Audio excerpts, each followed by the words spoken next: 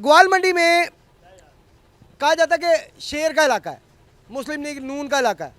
हम इनके पास स्पेशली इसलिए खड़े हुए हैं कि ये हमें हमारी इन्फॉर्मेशन के मुताबिक इन्होंने सबसे बड़ा झंडा अपने घर पे लगाया हुआ था पीटीआई का, और बाकायदा तबलीग भी की इन्होंने, लोगों को आमादा भी किया कि आप पीटीआई को वोट दें। तो हमने कहा क्यों ना इनसे पूछा जाए, मे भी ये खुश होंगे क्योंकि इनकी तो पार्टी है, ये तो उनके वोटर हैं, तो ये तो खुश होंगे।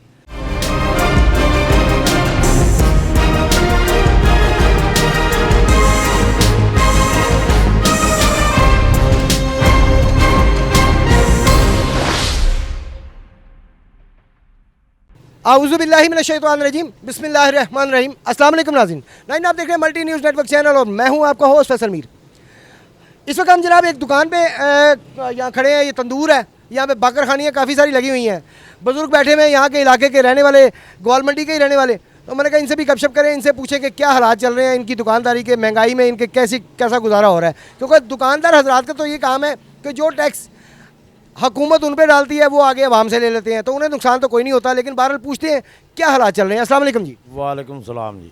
आपका इसमें ग्रामी जी? औरंगजेब जी। औरंगजेब साहब बताइएगा, दिन ब दिन बढ़ती भी महंगाई, इसका आपकी कारोबार पे भी कोई इफेक्ट हुआ है या नहीं? ਇਹ ਜੀ ਘਿਓ ਜਿਹੜਾ ਜੇ 3 ਗੁਣਾ ਉੱਤੇ ਹੋ ਗਿਆ ਜੀ।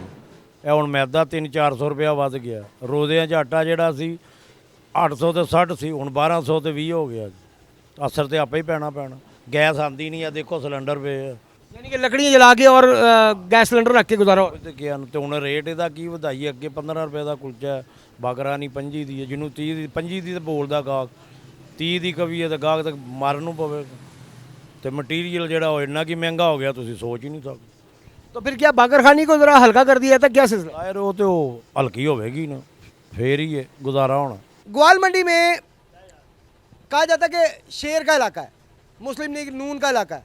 हम इनके पास स्पेशली इसलिए खड़े हुए हैं कि ये हमें हमारी इन्फॉर्मेशन के मुताबिक इन्होंने सबसे बड़ा झंडा अपने घर पे लगाया हुआ था पीटीआई का, और बाकायदा तबलीग भी की इन्होंने, लोगों को आमादा भी किया कि आप पीटीआई को वोट दें।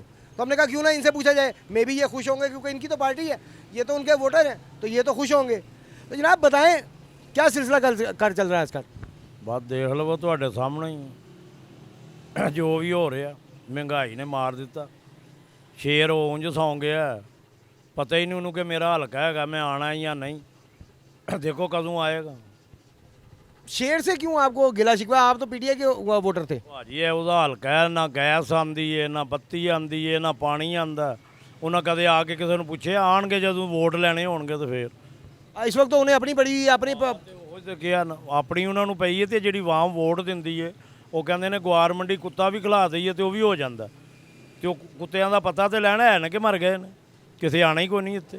नहीं, ये बात वैसे सही है, ये डायलॉग वैसे जेन्युइन है ग्वाल मंडी के बारे में। ग्वाल मंडी में पीएमएल का कुत्ता भी खड़ा हो जाए तो उसे भी लोग वोट डाल देंगे, ये बात वाकई सही है। आज तक ये इलाका उन्हीं का रहा है। ਆਵਾਮ ਨੂੰ ਵੀ ਕੁੱਤਿਆਂ ਕਾਣਿਆ ਕਰ ਦਿੱਤੇ। लेकिन बात ਨਹੀਂ ਪੁੱਛਣ ਆ ਰਿਹਾ ਕੋਈ, ਤੁਹਾਡੇ ਸਾਹਮਣੇ ਕੋਈ ਆਂਦਾ? ਤੁਹਾਨੂੰ ਦੱਸਿਆ ਨਾ ਕਿ ਕੋਈ ਚੀਜ਼ ਨਹੀਂ ਆਂਦੀ, ਨਾ ਬੱਤੀ ਆਂਦੀ, ਨਾ ਪਾਣੀ ਆਂਦਾ, ਨਾ ਗੈਸ ਆਂਦੀ ਹੈ, ਬਿੱਲ ਆਂਦੇ ਜੇ ਬਸ। ਕੋਈ ਉਹਨਾਂ ਨੇ ਕਦੇ ਆ ਕੇ ਨਹੀਂ ਪੁੱਛਿਆ ਕਿ ਬਈ ਹਲਕੇ ਦੇ ਵਿੱਚ ਕਿਸੇ ਨੂੰ ਤਕਲੀਫ ਹੈ ਕੋਈ ਦੱਸੋ। ਜਿਸ ਦਿਨ ਵੋਟ ਲੈਣੇ ਹੋਣਗੇ ਉਸ ਦਿਨ ਆਣਗੇ। ले जी, पीटीआई के साबका वोटर जिनके ख्यालात आप तक पहुँचाए और हुक्मरानों तक भी पहुँचाने की कोशिश कर रहे हैं कि आपके वोटर्स के जो इस वक्त दिमाग में चल रहा है वो भी हम आप तक पहुँचा रहे हैं। ये वोट अगली दफ़ा भी आपके हो सकते हैं, अगली दफ़ा वो वोट भी आपके हो सकते हैं जो आपके नहीं थे 2018 में। अगर आप काम करें, आप आवाम को रिलीफ दें, आप आवाम के ज़रूरियात ज़िंदगी आसान करें, ज़िंदगी आसान होगी तो ऑब्वियसली वो आपकी पार्टी के हक़ में होंगे, आपके हक़ में होंगे। इमरान खान साहब, आपके हर इंसान आपकी इज़्ज़त करता है। एज ए क्रिकेटर आपकी बहुत इज़्ज़त है। आपके कप्तानी में वर्ल्ड कप पाकिस्तान में आया, आपकी बहुत इज़्ज़त है, हमारे दिल में भी बहुत एहतराम है। अगर हम उस चीज़ को देखते हैं, हम उस चीज़ को इग्नोर नहीं कर सकते, उसे डिनाई नहीं कर सकते, वो है। लेकिन एज ए हुक्मरान अगर आप आवाम की नहीं सोचेंगे तो ये आवाम आपके ख़िलाफ़ हो रही है। ये हम आपका पहुँचा रहे हैं इसलिए ताकि आपको पता चले हम किसी के हक़ में नहीं है, किसी के ख़िलाफ़ नहीं है। हमारा काम नहीं बनता कि हम किसी भी पार्टी के हक़ में बोलें या किसी पार्टी के ख़िलाफ़ बोलें, हमारे लिए सारे एक जैसे हैं। लेकिन आवाम की नज़र में सही वो है जो उनकी ज़रूरियात ज़िंदगी पे ध्यान दे, उनके लिए रिलीफ पैदा करे, ये उन्हें जो ज़रूरियात ज़िंदगी हैं उन्हें सस्ता करे ताकि उनकी ज़िंदगी आसान हो सके। देखते रहिए जी multi news network channel, subscribe करना ना भूलिएगा। फिलहाल के लिए कैमरामैन जानशेर खान के साथ अपने होस्ट फैसल मी को इजाज़त दीजिए। अल्लाह हाफिज़।